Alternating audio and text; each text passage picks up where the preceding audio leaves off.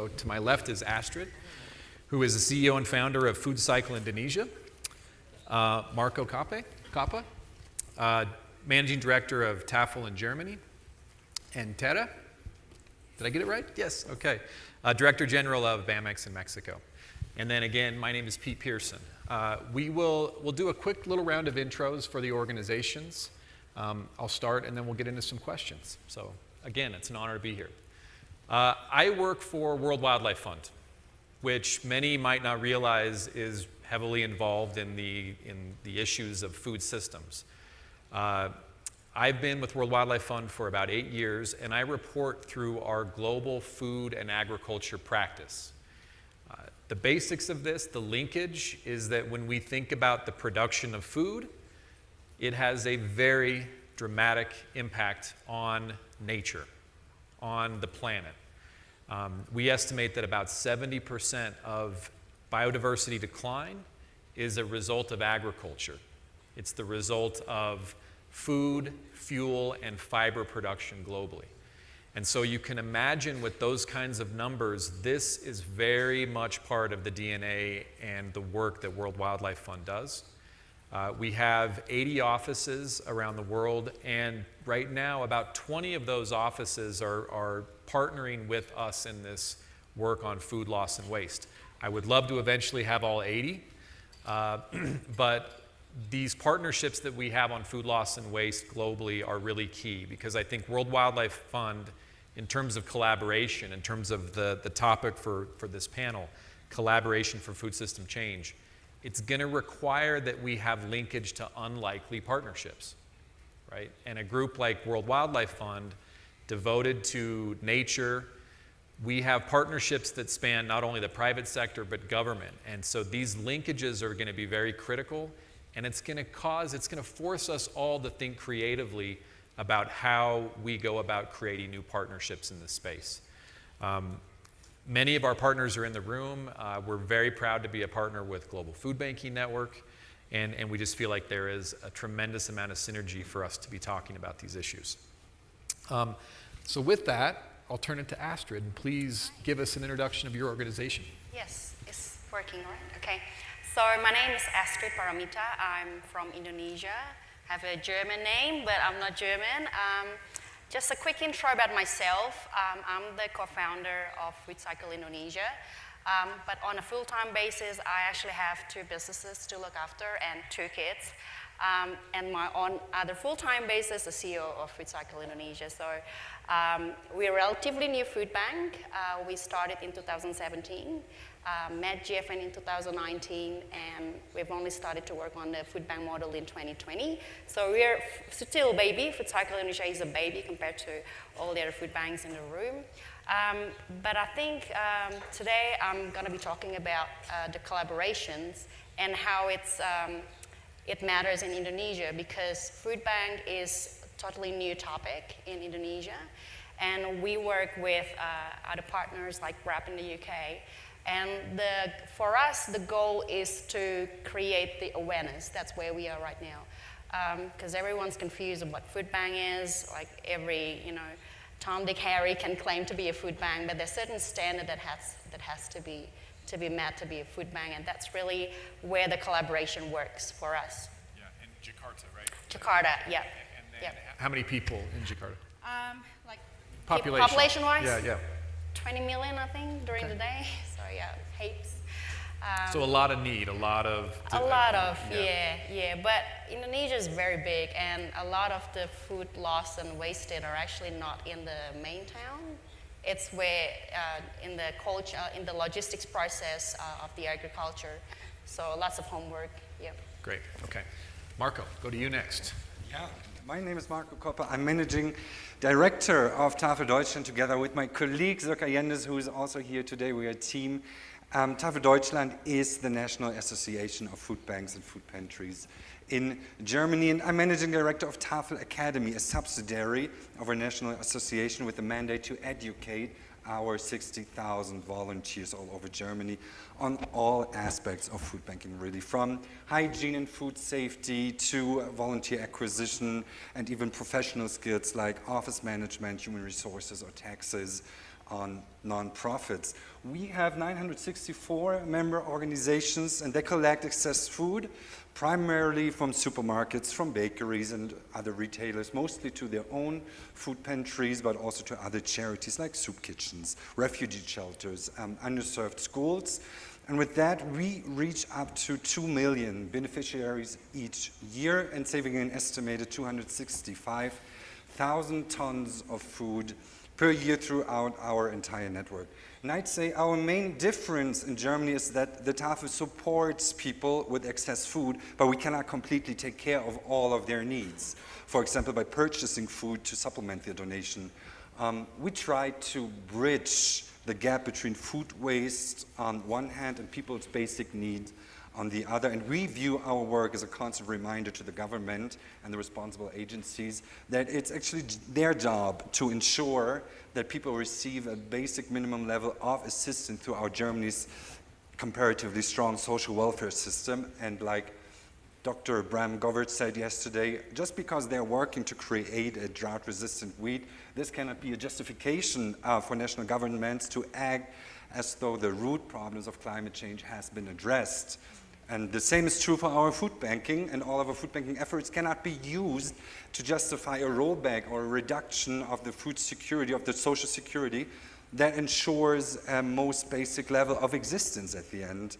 And we can mitigate the worst effects of poverty, but it's the job of the governments to ensure that the distribution of resources are equitable. At a bare minimum, they must incentivize, or at least not inhibit, food donations, and it's our job as a national association to constantly remind them of this, so we have a strong role in political lobby work as well. Yeah, amazing, amazing work. Go to you next, Tara. Muchas gracias de nuevo y les comparto, bueno, la red anfitriona, la red de let me share, well, the host network, the Mexican food banking network, has been in existence for 30 years. We have over 53 banks. We attend to 1.7 million people who are vulnerable in our country. We have 1,300 employees, all over 5,000 volunteers in the network. And the collaboration is part of DNA because we work directly with the communities. This is a challenging model. We even create community committees so that we can establish these partnerships and expand the work of the bank in a way that's useful, transparent, and orderly.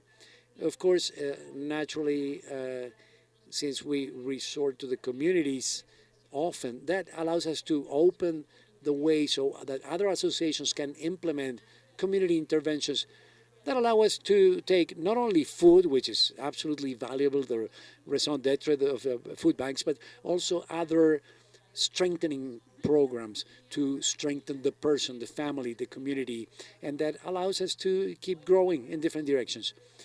Today, we cooperate with over 430 international and national partners, 4,000 partners locally. Our food bankers do an extraordinary work looking for long-term partnerships and seeking to diversify those cooperations.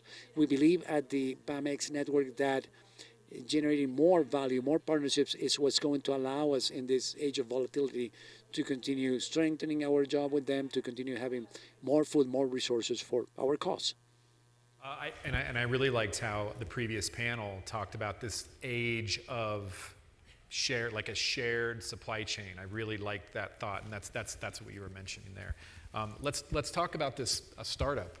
Like, what's it like to start up a new food banking enterprise, one?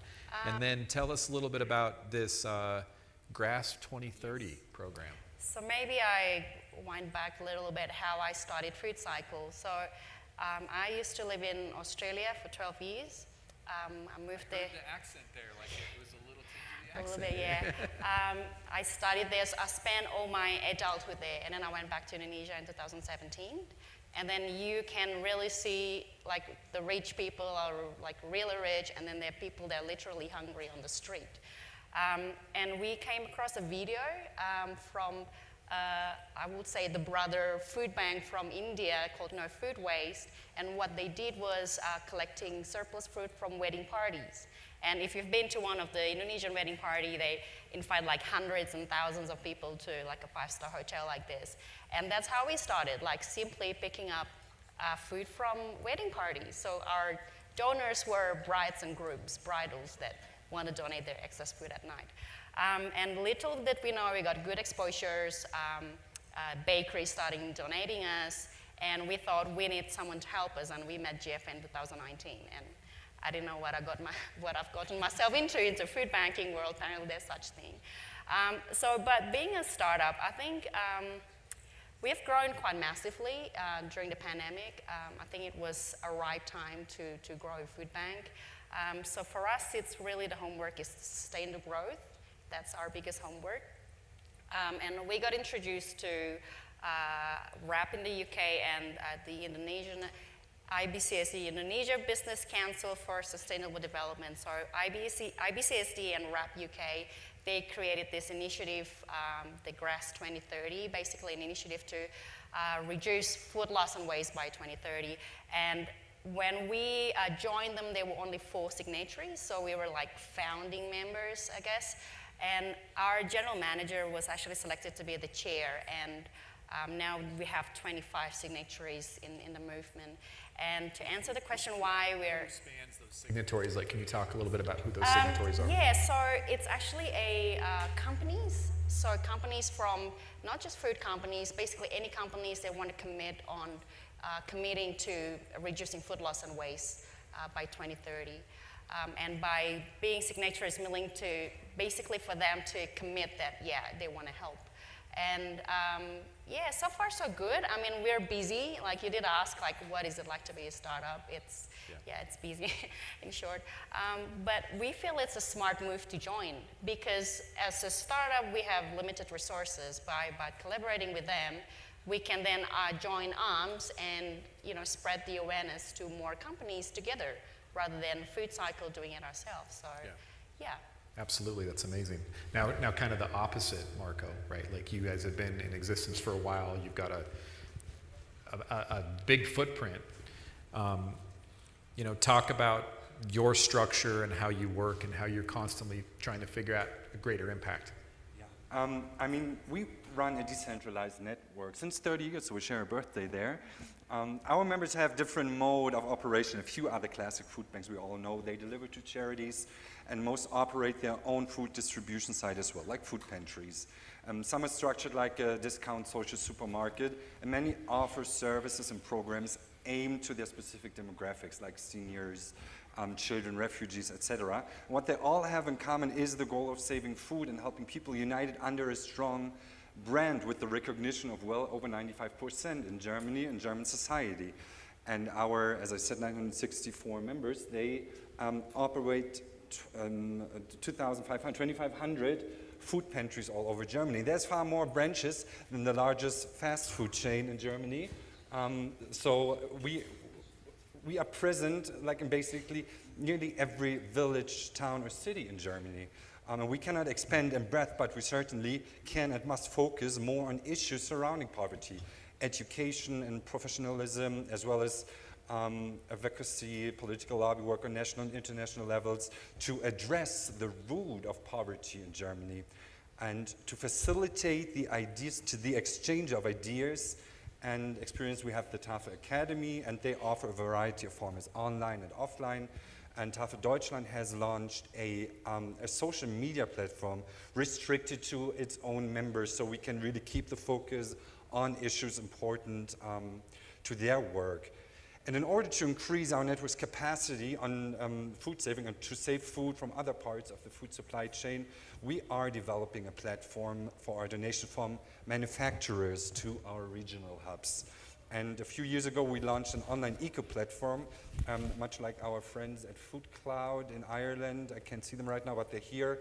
That manages, hi there, a platform that manages donations from supermarkets to our local Tafel branches, but also the exchange of goods among the Tafel branches itself. And I mean, volunteerism or volunteering and the complexity of tasks requires of the national associations of us are vastly increasing. The complexity is increasing, the demands are increasing, so we had to increase our level and our support and professionalism. As an umbrella organization, of course, we support our volunteers by providing professional services, expertise, as well as funding and materials for their programs and for their projects, but also like to be a constant consultant to their needs and to what they really need on a local level, because that can differ depending on what region of Germany you live in. And you're talking about the 960 different operating units. They all have their different needs. They all have different things that they have to deal with, right? Well, the independent associations at the end, but we are also all united under the umbrella organization. Got it. Yeah. Got it. Let's talk about Bamex a little bit. Pacto Por La Comida. I mean, we're talking about some of these voluntary agreements and these organizing efforts to get groups sharing and coming together. How important are they, do you think? Precisamente Pacto por la Comida. Well, precisely. Pacto por la Comida is one of the strategic initiatives. Yesterday, I was able to tell you a little bit about it, the first volunteer agreement that we have in Latin America to reduce food waste and loss. In fact, WWF is one of our allies and partners, very active here in Mexico, because we believe that fighting food waste and loss really involves us all, whether we are working with the food sector or not. So we were able to implement this, and this allows us to affect this reduction in food waste and loss, especially from inside, from within the companies. And one of the positive things is that you increase the volume of food for donation. So we realized that when we implement this method, the partners really pay more attention to it, and they focus on other areas of their operation. It allows them to detect where the opportunities are for them to do things. We had one partner that was discarding a lot of small potatoes, for instance, because it didn't meet the standards in order to make French fries or chips, but they were just throwing it away, tons every month. So Pacto por la Comida allowed this company and other companies to identify this as a problem. So nowadays, that is not wasted anymore. You take advantage of it, you use it. And this allows you to collaborate because you have these work groups and you concentrate on different things, both companies, industry, food industry, schools, and the international cooperation. We all work together so that we can analyze the problems together, and we really can commit together, and we can assume new commitments to reduce food waste and loss. So for us, this is an innovation. It's a different way of introducing ourselves to our allies and partners, because we are a network, a food bank network. We have a way of measuring things and reducing food waste and loss. But what I'm saying here is this collaboration today more than ever requires innovation. The world is a different world. So we have to generate value in all these partnerships, and we have to think things differently. And this is a method that allows us to do just that. It is value added to the partnerships that we already have. So the aspiration is to continue with this collaboration and to generate impact to improve the problem that we're working on. And it can feel frustrating to gain this momentum. And at what point did you feel like what was the catalyst? Like, are there things that happened that created this catalyst? Maybe it was getting the big name retailer involved. What in your experience helped to build the momentum, to build it bigger? Bueno, de entrada el arranque del From the beginning, it was complex to start with Pacto because we go back to 2017 with the World Bank in Mexico that were publishing the study on food waste and loss for our country. Then the year after that, 2018, we started with these working groups within different sectors. And that was very, very important because you want to work with other members of the ecosystem.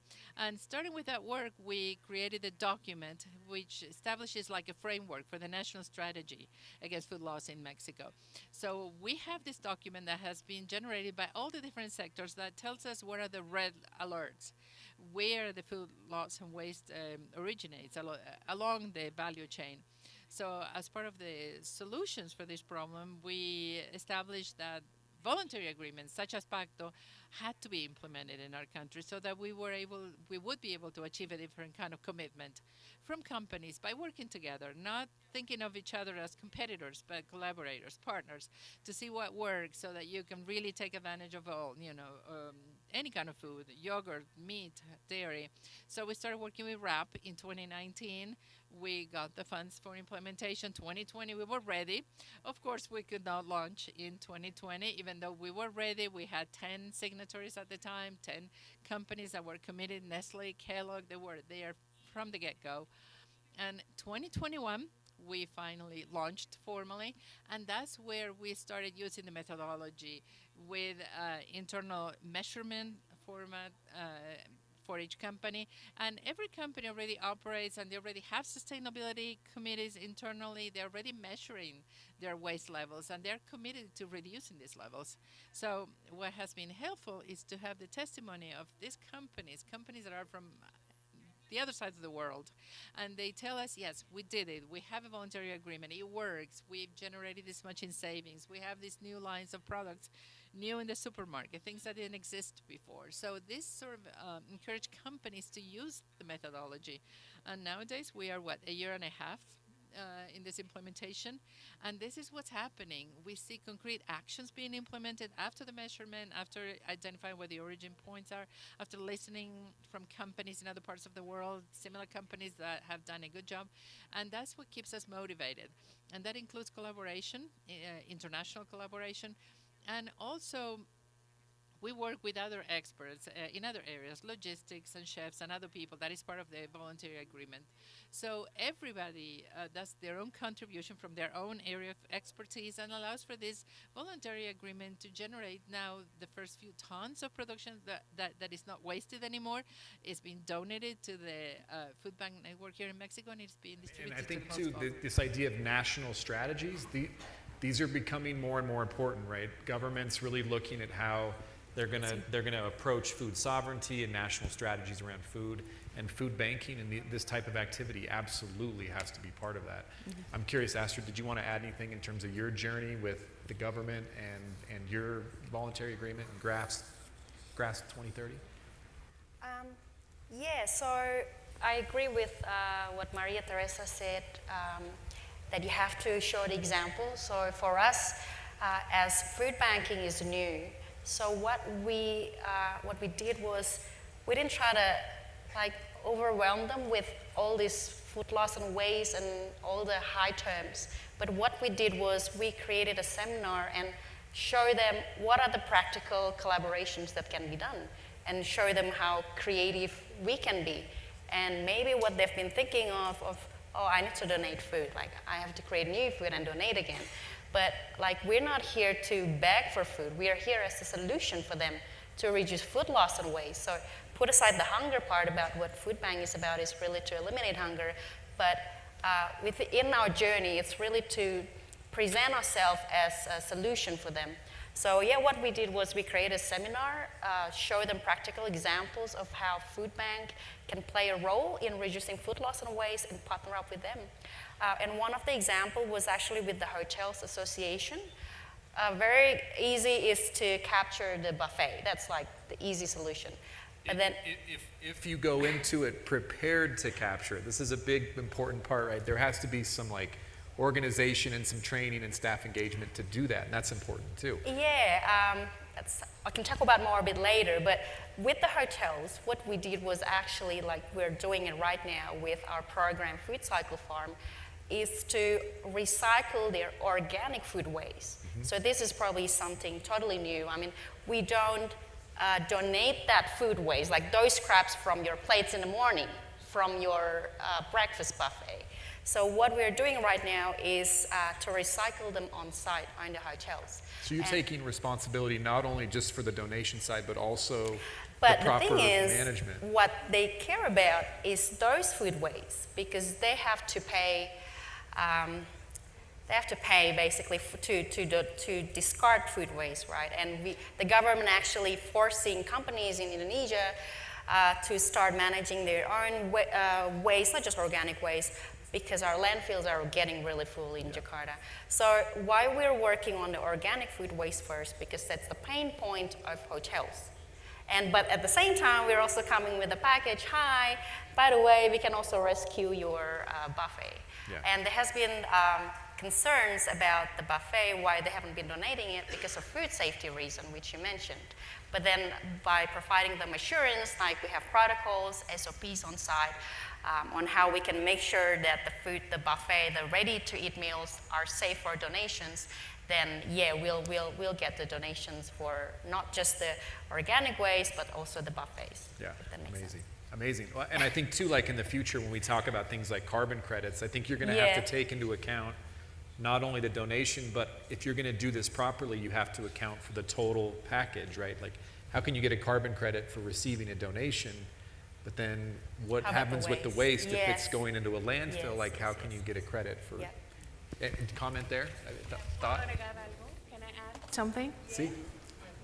Precisamente porque hablan de los créditos de carbono. Precisely because you're talking about carbon credits, I would like to share this experience that our prior presenter mentioned.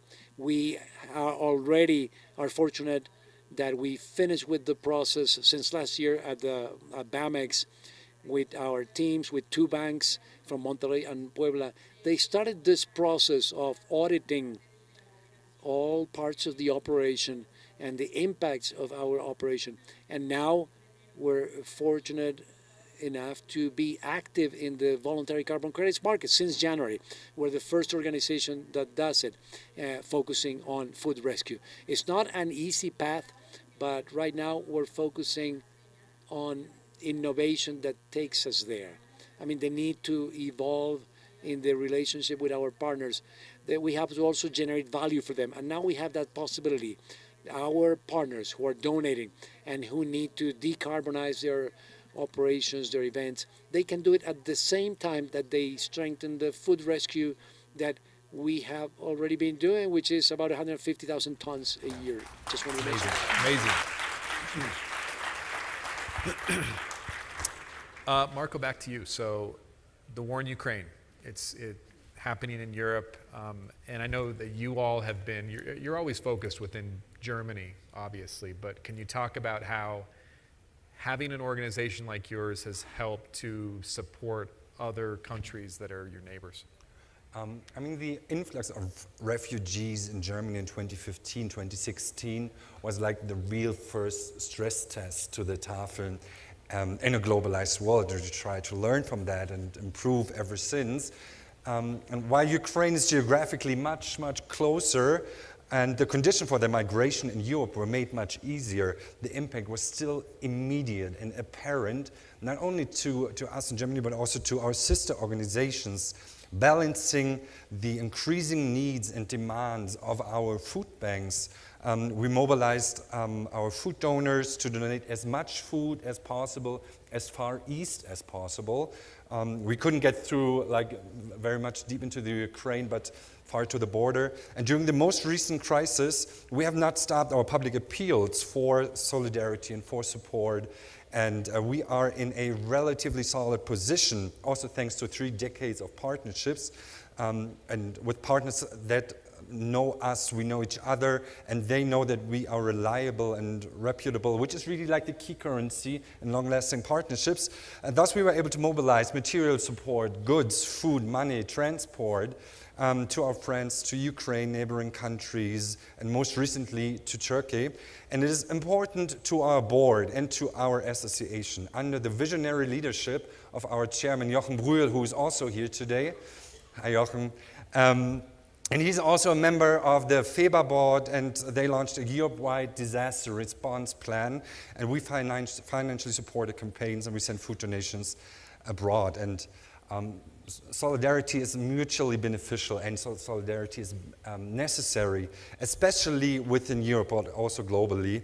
The causes and the effects, neither of poverty nor of food waste, respect national borders. So food banks are often on the front line, addressing the dramatic results and the dramatic results of climate change, whether it's fires in Greece or floodings in Netherlands and Belgium or recently in Germany. The ecological and resulting economic hardships are resulting in conflicts and forcing people to migrate all over Europe and all over the world. And it's our hope that our solidarity as part of this global food banking network will lead to an increased sensitivity to these topics among the general population, but also among policymakers in Europe and in Germany. And for us as an association, it's very important to create solid cooperation. That's why for many years we have an officer for national affairs, Ryan Hardy, he was with us here today, to not have cooperations on the paper, but to really put life into cooperations and to really put effort into that and see what outcome we can really have in a globalized world where we take it serious to learn from each other.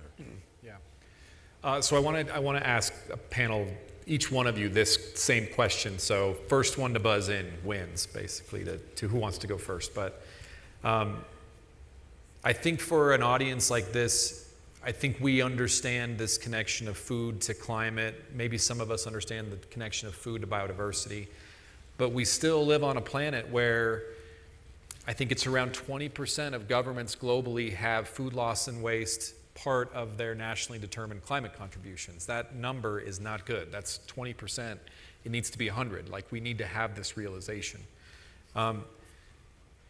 Who's missing in our collaboration pool that we need to bring in to rapidly accelerate the work that we want to do around food banking and food security? Is it government, or is it, if you had to take your pick of who is missing that you want to really bring in, who is that?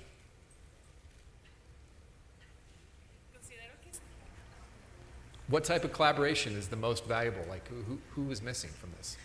Bueno, creo que Well, parte todo de think that entender it all starts from understanding this food ecosystem and how the different actors play a role.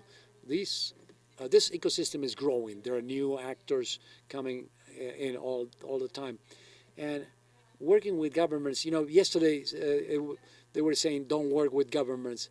Well, if they don't help them, if they don't help us, at least we tell them not to bother us, I think. Unfortunately, that's the reality. But we should not forget. We need to find out where we can activate them, where if we need to go through legislation, because we want to achieve change in the long run. So if we find a way to activate them, that's important. And the community in general. It is a big opportunity in Mexico if they know about the double issues that we face, hunger, food insecurity, but also the issue of food loss and waste. I think it's key to work more on that. There's a lack of culture of donation, there's a lack of knowledge, and we believe that, we all believe that food security and hunger is too far from us. When we have it 10 minutes from your home, it becomes a reality. So it's key to involve the community, the regular citizen. We need to have them become active.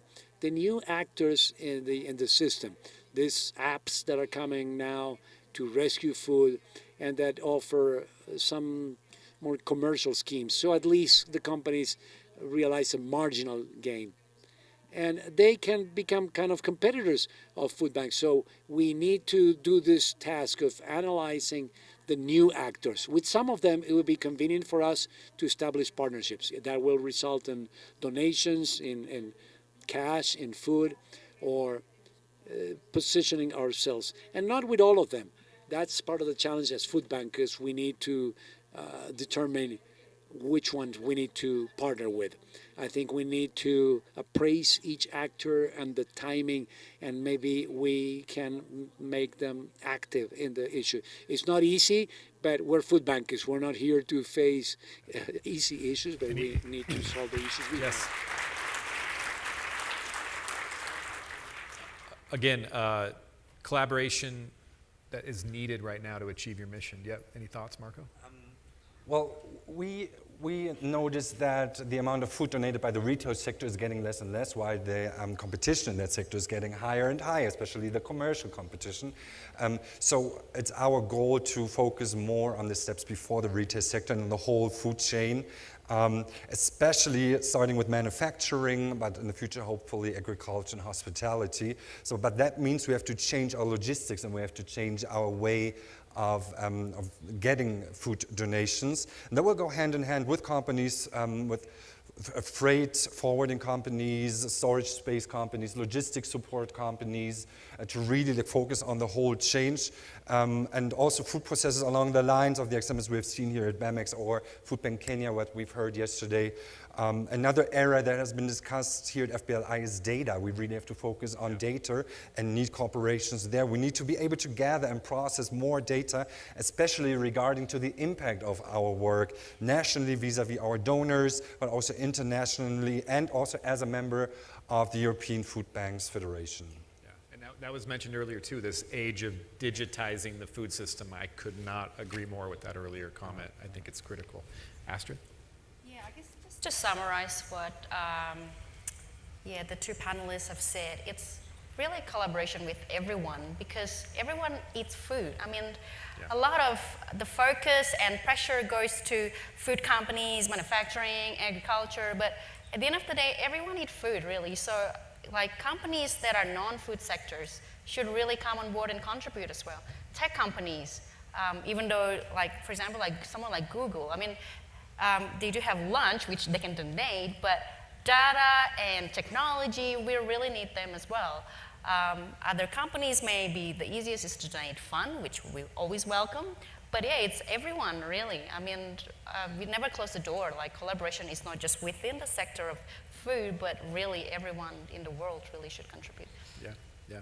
So speaking of everybody needing food, we stand between you and lunch. But we want to make sure that we open for some questions, so we've got some time. And we have an amazing group of people up here to answer questions. So please take advantage. Any questions from the audience?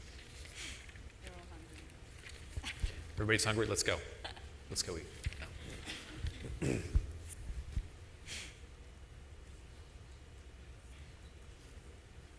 Nothing? Literally hungry. Yeah. You know, there was a very good comment from the country, Mexico. You spoke about the whole thinking about people's participation on food banking. How is, because my friend from Germany is sitting here, how are you making sure that people's participation in the awareness creation at the home level is happening on food waste? Because that's the critical point which I want to understand from you, that because at the home level, which is at the really grassroots level, because definitely food loss is separate, but food waste is very prominent.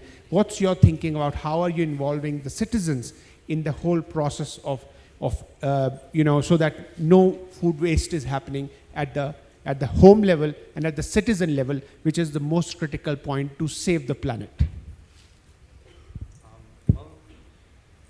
The sound isn't the best up here, but I think I understood your question. Well, we work very closely with the government, especially with the Ministry of Agriculture and Nutrition, because it's their job to make sure the citizens of Germany knows that first, they are the food waste reason number one. Over 50% of food waste are happening at home, so they really have to make sure that the citizens are educated where food waste happen, how they can avoid that.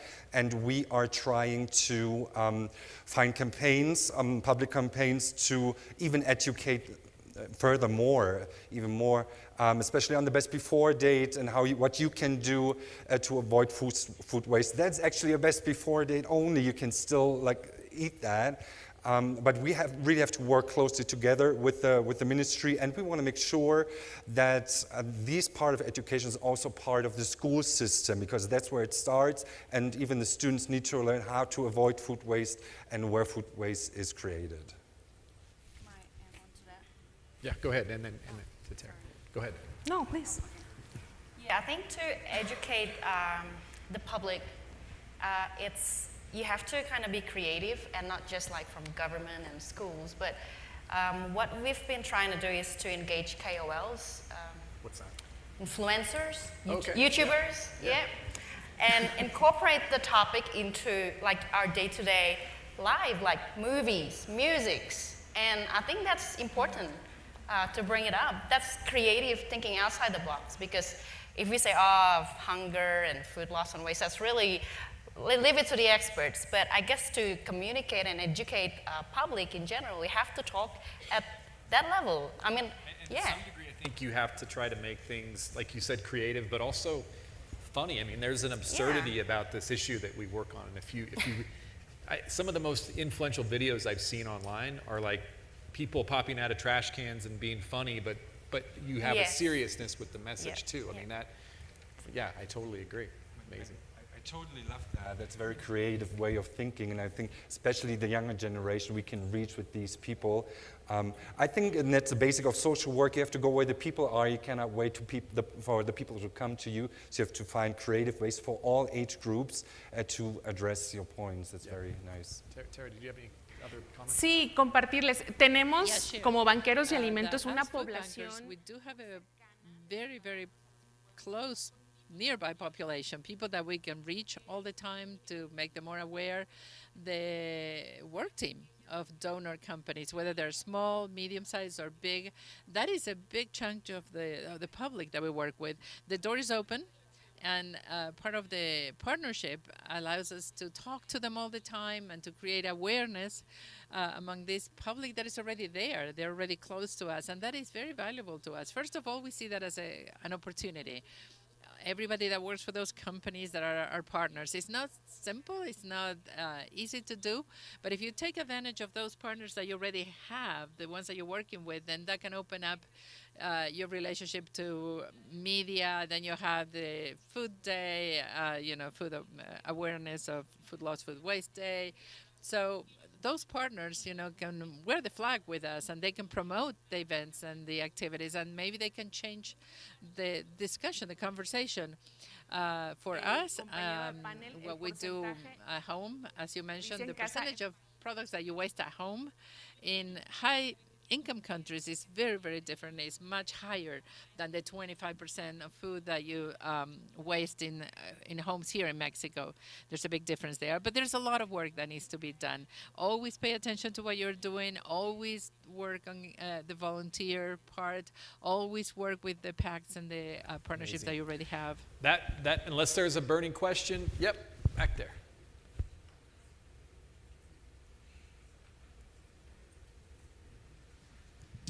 Yes, thank you. My name is David from Regina. Found your commentary fascinating. I do think there's an interesting enterprise organizational risk relying on food waste, even though retailers are generous, given there's a profit motive always to reduce food waste. I guess my question is, we come from Canada where we have a whole season, arguably 6-7 months of the year, when we don't grow a lot of things like fresh produce. So when we walk around, our CEO and I, in our food bank, we see bananas and blueberries from Guatemala and lettuce from Arizona and, really food from, frankly, all around the world. But when we think about climate change, I'm curious, there's whole segments of the economy, manufacturers that are onshoring because of geopolitical risk, right? Whether you're in the energy sector or the automotive sector. I guess I'm curious, as it relates to collaborating, if any of you have any thoughts around, in the age of climate change, it will become more expensive and challenging for our retail partners, thereby us, to access many food items that are important. For instance, we come from one of the 3 largest growing regions in the world for cereal crops and pulses, right? I suspect many people around here rely on our wheat. We, in turn, rely on your fresh produce. And that's a big risk for us in that we don't grow it. And I'm wondering if any of you are exploring collaborative models around this onshoring concept to make sure that you always have those critical staples for your clients in your network. I have one comment, if I could take my moderator hat off for 1 second. I think there's always going to be an emphasis for countries and regions to want to look to be food sovereign, to look locally, to look regionally. But I think what your comment exposes, and it's going to be a reality in the wake of climate change, is that global trade is going to be an absolute necessity for us. We can't just say global trade is not going to have to be, we're going to have global trade. And I think with that global trade, you're going to have to see a higher level of transparency, a higher level of information flow, and a sharing of supply chains so that you understand inventory levels across the world.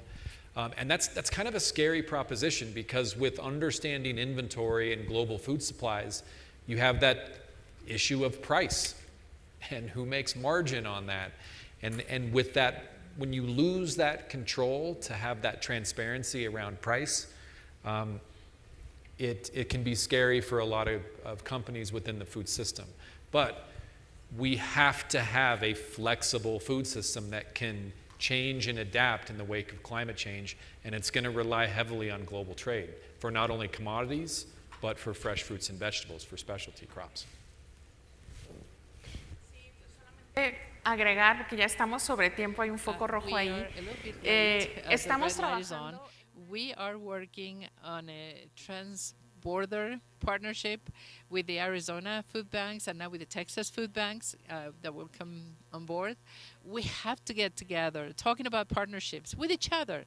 Bank to bank, there's a huge opportunity to collaborate, to work with each other in different ways, more innovative ways, to rescue more food from the fields. We are working on this because we understand there's a need, on the U.S. side from the food banks, and we want to, they can come to Mexico, they can purchase food here from the fields and take it over there.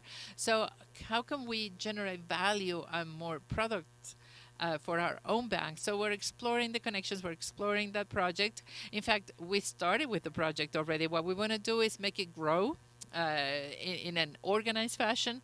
In the case of our country, we have more opportunity to rescue food from the fields in Mexico. And we're also making sure that it can cross the border to the U.S. side and that it can do so efficiently. Perhaps not so related to what you were proposing, but we want to share this with you. We must explore how to go across the borders and how we can do things better that way, how we can use food better that way. Well said. Any other comments? Okay, please join me in one more round of applause for our wonderful panel today. Thank you very much.